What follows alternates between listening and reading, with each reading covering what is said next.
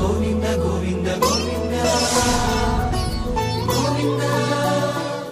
నిత్య పూజలివివు నేరిచినను ప్రత్యక్షమైనట్టి పరమాత్మునికి నిత్య పూజలివివు.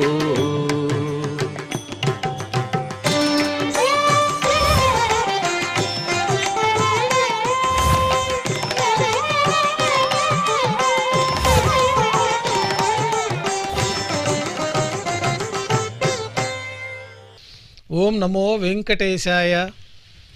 ఈరోజు శనివారము, శ్రీ క్రోధినామ సంవత్సరము, ఉత్తరాయణము, శిశిర ఋతువు, పాల్గొన మాసము, కృష్ణపక్షము, అష్టమి తిథి, మూలా నక్షత్రము, మార్చి 22, 2025.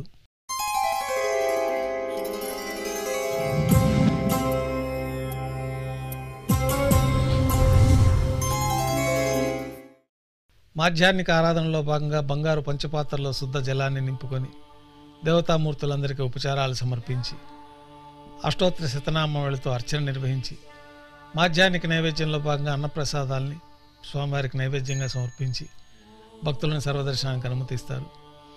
ఉభయ దేవేలతో శ్రీ మలయప్ప స్వామివారు బంగారు తిరిచిపోయిన వేంచేస్తారు. మేళతాళాలతో ఊరేగింపుగా విమాన ప్రదక్షిణంగా సంపంగి ప్రాకారంలో కల కళ్యాణ మండపానికి చేరుకుంటారు. కళ్యాణోత్సవం ప్రారంభమవుతుంది.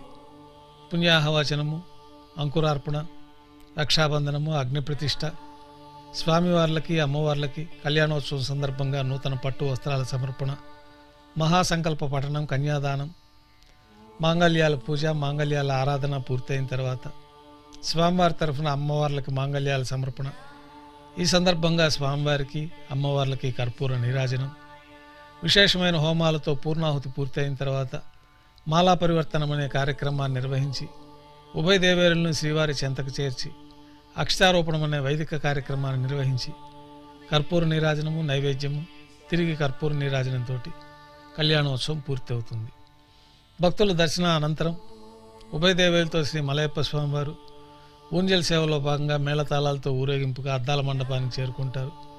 అద్దాల మండపంలో వేదపారాయణ నడుమ స్వామివారికి ఊంజల సేవ నిర్వహించి కర్పూర నీరాజన సమర్పణతోటి ఊంజల సేవ పూర్తి అవుతుంది.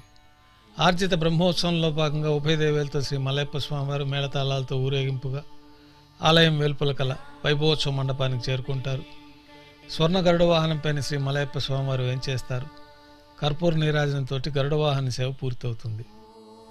హనుమంత వాహనంపైన శ్రీ మలయప్ప స్వామివారు వేంచేస్తారు. కర్పూర నీరాజనంతో హనుమంత వాహన సేవ పూర్తవుతుంది. పెద్ద శేష వాహనంపైన శ్రీ మలయప్ప స్వామివారు వేంచేస్తారు. కర్పూర నీరాజనంతో పెద్ద శేష వాహన సేవ పూర్తవుతుంది. ఉభయ దేవేరులతో కలిపి శ్రీ మలయప్ప స్వామివారికి బంగారు తిరిచిపోయిన కర్పూర నీరాజన సమర్పణంతో ఆర్జిత బ్రహ్మోత్సవం పూర్తవుతుంది. సాయం సంధ్య వేళలో 1000 దీపాలతో అలంకరించబడి ఉన్న సహస్ర దీపాలంకరణ సేవ మండపానికి ఉభయ దేవేలతో శ్రీ మలయప్ప స్వామివారు చేరుకుంటారు.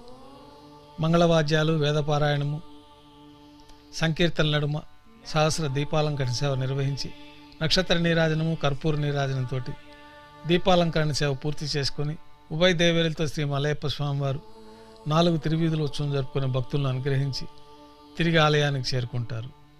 ఆలయంలో స్వామివారికి నైవేద్యం పూర్తయిన తర్వాత గర్భాలయంలో వేంచేస్తారు. వెంటనే రాత్రి తోమాల సేవ ప్రారంభమవుతుంది. రాత్రి తోమాల సేవలో భాగంగా ఉదయం సమర్పించిన పుష్పమాలికలన్నీ సళ్లింపు చేసుకొని గర్భాలయాన్ని శుద్ధి చేసుకొని బంగారు పంచపాత్రలో శుద్ధ జలాన్ని నింపుకొని శ్రీవైకానస భగవత్ శాస్త్రోక్తమైన విధానంలో దేవతామూర్తులందరికీ ఉపచారాలు సమర్పించి కొత్త పుష్పమాలికలతో మూలమూర్తికి, ఉత్సవమూర్తులకి అలంకరణ జరిపి చతుర్వేద మంత్రాలతో మంత్రపుష్పాన్ని సమర్పించి నక్షత్ర నీరాజనము, కర్పూర నీరాజన సమర్పణంతో రాత్రి తోమాల సేవ పూర్తి అవుతుంది.